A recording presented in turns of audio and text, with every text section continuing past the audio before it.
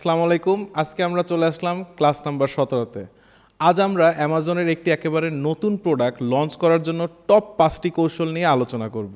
এই ক্লাসটি এমনভাবে তৈরি করা হয়েছে যাতে এখানে আপনি পাবেন অনেক ভ্যালুয়েবল তথ্য, যা সাধারণত অন্য কোথাও সহজে পাওয়া যায় না। আমি এটি বলছি কারণ আমরা একেবারে বেসিক থেকে শুরু করে অ্যাডভান্স লেভেলের স্ট্র্যাটেজি পর্যন্ত সব কিছুই আমাদের প্রুভেন এক্সপার্টিসের মাধ্যমে কভার করেছি। আজকের ক্লাসে আপনি জানতে পারবেন প্রোডাক্ট লঞ্চের আগে কিভাবে আপনার প্রোডাক্ট ডিটেইল পেজ প্রস্তুত করবেন, কোন ফুলফিলমেন্ট মেথড ব্যবহার করা উচিত, এফবিএ না এফবিএম, কিভাবে প্রোডাক্টের প্রাইস সেট করলে কাঙ্ক্ষিত প্রফিট পাওয়া যাবে, সেরা পিপিসি স্ট্র্যাটেজি কী এবং কিছু প্রো টিপস যেগুলো আপনাকে অবশ্যই ফলো করতে হবে। একটা ছোট ক্লারিফিকেশন দিয়ে শুরু করি। এই প্রতিটা ধাপই আসলে অনেক বিস্তারিত আলোচনার দাবি রাখে। এখানে আমরা সবচেয়ে গুরুত্বপূর্ণ বিষয়গুলো সংক্ষিপ্তভাবে তুলে ধরেছি। প্রতিটি স্টেজ নিয়ে আলাদা আলাদা ভিডিও করা হবে। আর যদি কোনো কনফিউশন থাকে বা প্রশ্ন থাকে আমাকে হোয়াটসঅ্যাপে মেসেজ করবেন। ট্যাকটিক্স নাম্বার 1, প্রথমে আসি আপনার প্রোডাক্ট ডিটেল পেজের কথায়। এখানে অনেক বিষয় জড়িত, তবে শুরু করতে হবে সঠিক ক্যাটাগরি বাছাই দিয়ে। প্রোডাক্ট ক্যাটাগরাইজেশন এমন একটা বিষয় যেটা সঠিকভাবে করা খুবই জরুরি। আমি অনেক সেলারকে দেখেছি ভুল ক্যাটাগরি বেছে নেওয়ার কারণে বড় সুযোগ হারাতে। অনেক সময় একই প্রোডাক্টের জন্য একাধিক সিমিলার ক্যাটাগরি থাকে, কিন্তু আপনাকে ঠিক করতে হবে কোনটি আপনার প্রোডাক্টের জন্য সবচেয়ে উপযুক্ত।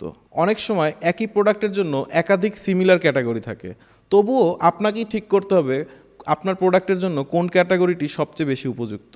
সঠিক রিসার্চ করে তারপর প্রোডাক্টটি সঠিক ক্যাটাগরিতে লিস্ট করুন। আমার পরামর্শ হবে কম কম্পিটিশন আছে এমন ক্যাটাগরি বেছে নেওয়া। এরপর আসবে প্রোডাক্ট অপটিমাইজেশন।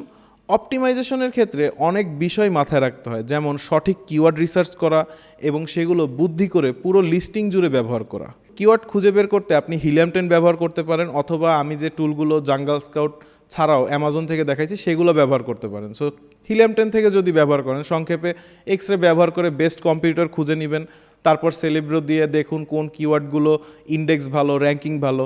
এভাবে আপনি বুঝতে পারবেন কোন কিওয়ার্ডগুলো আপনার টার্গেট করা উচিত।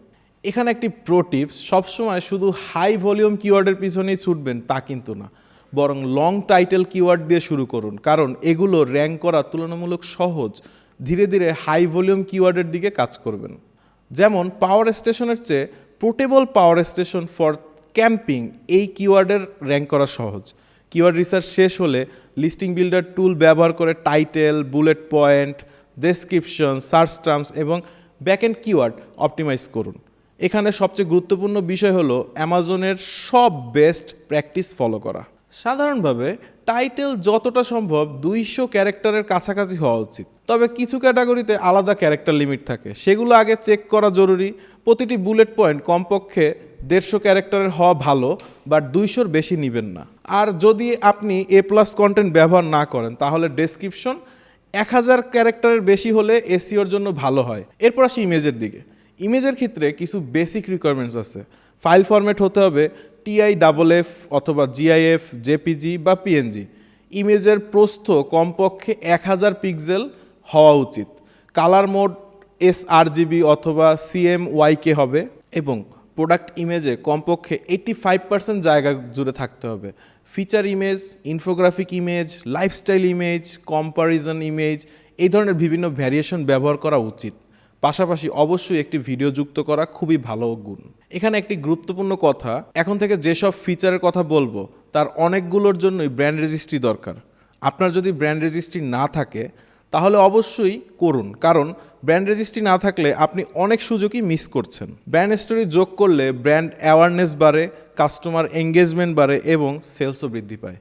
একইভাবে A+ কন্টেন্ট ব্যবহার করা খুবই গুরুত্বপূর্ণ, যেখানে আপনি ইমেজ, ভিডিও, ইনফোগ্রাফিক ও টেক্সট দিয়ে আপনার ব্র্যান্ড ও প্রোডাক্টের গল্প তুলে ধরতে পারবেন।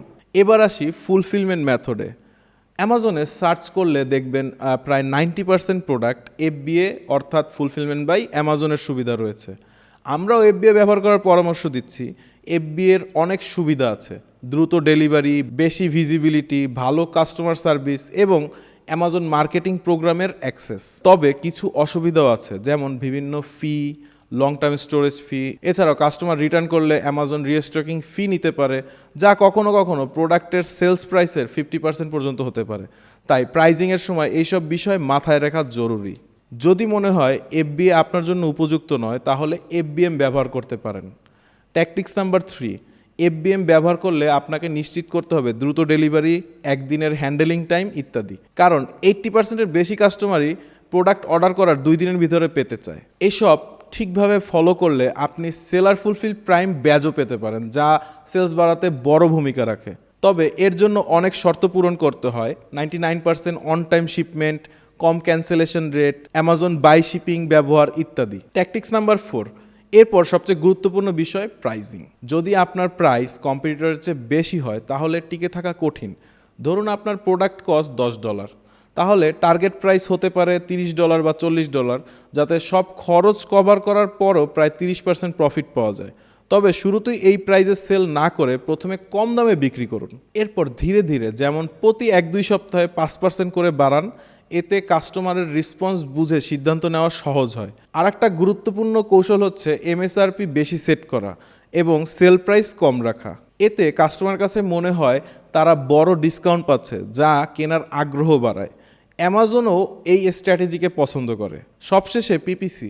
নতুন প্রোডাক্ট লিস্ট করার পর অর্গানিকভাবে প্রথম পেজে আসা কঠিন, তাই পিপিসি চালিয়ে আপনার প্রোডাক্টকে কাস্টমারের সামনে আনতে হয়। পিপিসি চালালে শুধু সেলসই আসে না, বরং সেই কিওয়ার্ডগুলোর জন্য আপনার অর্গানিক র্যাঙ্কিংও বাড়ে।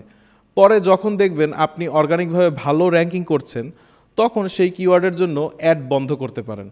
এই ছিল অ্যামাজন নতুন প্রোডাক্ট লঞ্চ করার 5টি গুরুত্বপূর্ণ টিপস।